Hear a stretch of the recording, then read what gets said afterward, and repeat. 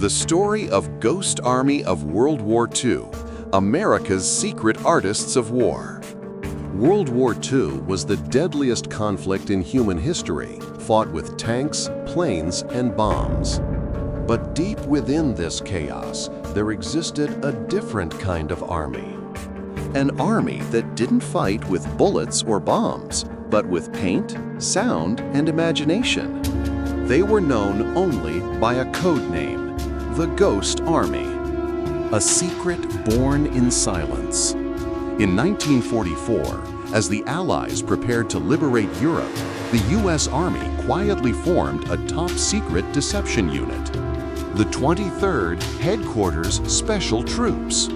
It consisted of just 1,100 men, but their job was to impersonate entire divisions of over 30,000 soldiers. These weren't ordinary recruits. They were artists, architects, sound engineers, and stage designers. Men from art schools like Yale, Pratt, and Cooper Union. Their weapons were brushes, speakers, and radios. Their battlefield, imagination. Training for deception. Training took place in total secrecy.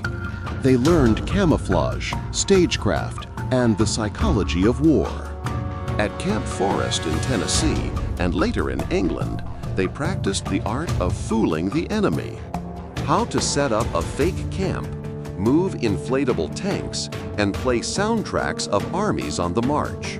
To make their ruse believable, they studied how real divisions moved and acted, right down to how tire tracks looked in mud and how soldiers hung their laundry. Every detail mattered. Every illusion had to be perfect. Masters of visual deception. The Ghost Army's visual deception unit, known as the 603rd Camouflage Engineers, became experts in creating what didn't exist. They designed rubber inflatable tanks, dummy jeeps, and fake artillery guns that could be set up in minutes. At a glance, or through a German reconnaissance plane, they looked utterly real. From the air, it looked like an entire U.S. armored division had just moved in. In reality, it was just a few dozen men and a lot of air. The sound of war. Sound became their next weapon. Working with engineers from Bell Labs, the Ghost Army recorded real battle noises, tanks clanking, engines roaring, and men shouting orders. These were played through massive loudspeaker trucks mounted with amplifiers that could project sound up to 15 miles away. By combining these with fake visuals, the illusion became deadly convincing. German troops often repositioned based on what they heard, not what they saw. Every army division had its unique radio style, call signs, timing, and even typing rhythm. The Ghost Army Signal Company Special studied these habits and mimicked them perfectly. They transmitted fake radio messages, pretending to be other units. German intelligence, listening in, believed these phantom armies were real. They even staged fake officer chatter in towns, spreading false rumors for spies to overhear. Into the field, the first deceptions. The Ghost Army first deployed in Normandy, France, shortly after D-Day in 1944. Their early mission, Operation Elephant near St. Lo, to mislead German scouts about Allied troop movements. Each mission required precision. The artists inflated tanks and trucks overnight. Sound teams played mechanical noises and battle chatter. Radio operators broadcasted coded messages. By dawn, enemy reconnaissance planes reported a large U.S. division nearby. But there was no one there. The Germans moved their artillery, and the real American forces slipped through elsewhere. Operation Brest, August 1944. The battle for Brest, a heavily fortified port in France.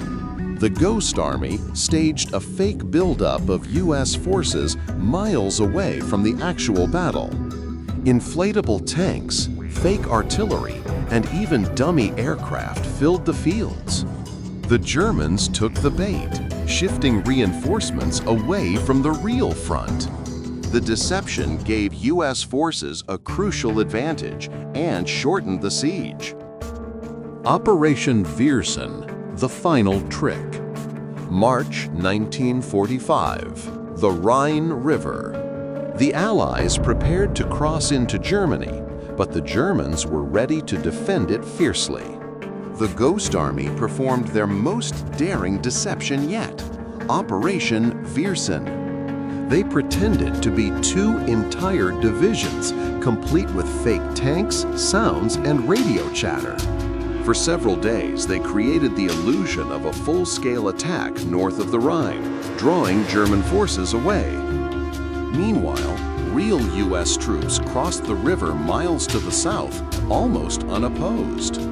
It was a masterpiece of deception, and it worked perfectly. Lives saved by art.